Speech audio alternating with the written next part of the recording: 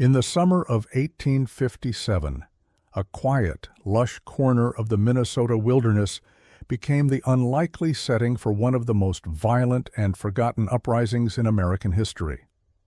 A group of Native American warriors who had endured years of broken treaties, exploitation, and government neglect rose up against their oppressors in a desperate act of defiance. But their story has largely been erased from the annals of history. Few know about the violent conflict that raged across Minnesota, a rebellion that set off a chain of events that would forever change the lives of those caught in its wake. It began with a series of tragic missteps, a small misunderstanding, a broken promise, and a culture that had already been pushed to the brink. Tensions had been building for years as the United States government sought to move the Dakota Sioux off their ancestral lands, forcing them onto increasingly smaller reservations. The Dakota were promised supplies, food, and the protection of the U.S. government in return for their land. But, as so often happened in the history of American expansion, the promises were never kept.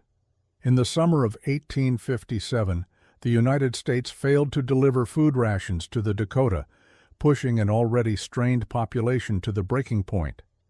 At the heart of this tragic rebellion was a young warrior named Little Crow. He wasn't a natural-born leader. He wasn't even the most charismatic or the most violent among his people. But he was a man caught between two worlds. On one side, there was the world of the U.S. government, its military, and the settlers who had encroached on his people's land.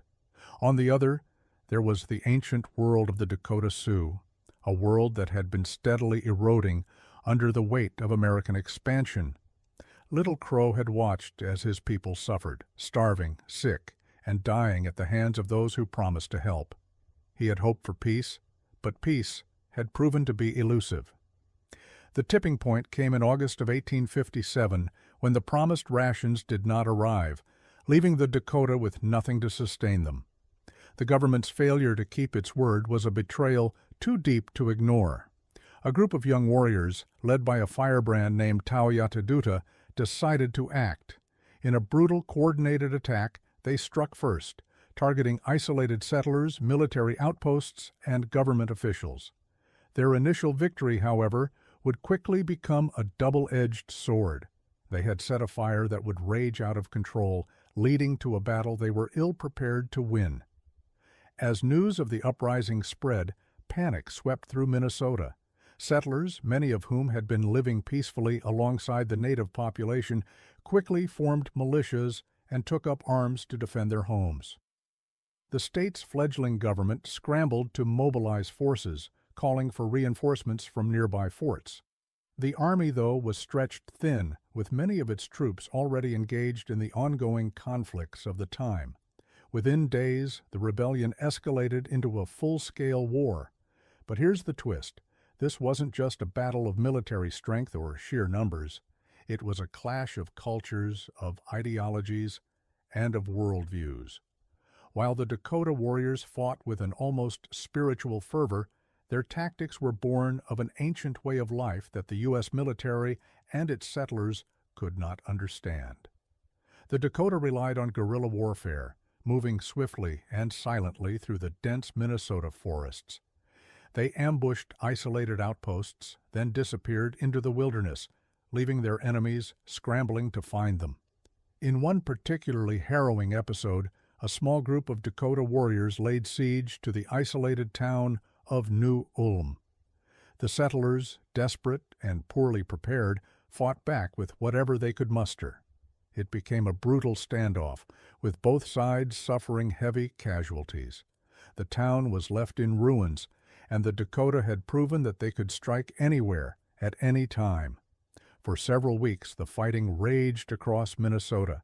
Towns and villages were burned to the ground, homes looted, and settlers driven from their land. But despite the initial successes of the uprising, the Dakota warriors were slowly losing the upper hand. The U.S. military, reinforced with thousands of troops, began to push back. The Dakota were outnumbered, outgunned, and exhausted. And yet, despite all the odds, the rebellion seemed poised to change the course of history. Just as quickly as the uprising had begun, it came to an abrupt end. In the fall of 1857, the remaining Dakota fighters were forced to retreat into the wilderness, their dreams of reclaiming their land shattered. But the war was far from over. Over the next few months, U.S. forces hunted down the remaining Dakota warriors, while the civilian population was subjected to a brutal campaign of relocation, punishment, and starvation. In December of that year, a series of show trials were held for the captured Dakota warriors. Over 300 men were sentenced to death, many of them for crimes they didn't commit. The trials were a sham, designed to punish the Dakota for their rebellion, but they also served as a grim reminder of the power dynamics at play. In the end, only 38 Dakota men were executed in the largest mass execution in U.S. history, their bodies hanging from the scaffold in Mankato, Minnesota. This gruesome spectacle served as both an act of retribution and a warning to other Native groups who might consider similar uprisings. Yet the rebellion of 1857 did not fade quietly into the past.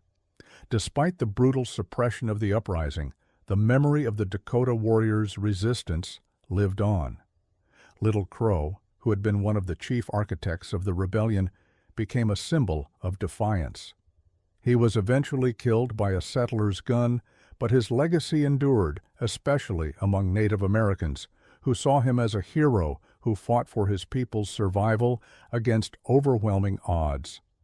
For the settlers, the 1857 rebellion in Minnesota was a painful chapter, one that would serve as a reminder of the cost of their expansionist ambitions. The bloodshed and destruction that occurred in Minnesota set the stage for a long and bloody history of conflict between Native Americans and the U.S. government. And while the rebellion itself may have been forgotten by many, its impact continued to ripple through the years, shaping the relationships between indigenous peoples and settlers for generations to come. As for the Dakota people, the rebellion marked the end of their resistance in Minnesota. In the years that followed, they were forced into exile, driven from their homelands, and subjected to further exploitation. The wounds from 1857 would never fully heal. For many, it would be the beginning of a long history of suffering, displacement, and broken promises. But even in the darkest moments, the spirit of those who rose up in 1857 lived on, quietly, fiercely, and with a resolve that would not be erased from history, no matter how hard the world tried to forget. The 1857 rebellion in Minnesota is a story of heroism, tragedy, and resilience, one that has been forgotten by most but should never be overlooked. It's a story of how far people will go when pushed to the edge, and how even in the face of overwhelming odds, some will always choose to fight for their freedom, their land, and their dignity. It's a story of defiance and a reminder that history isn't always written by the victors. Sometimes it's written by the forgotten.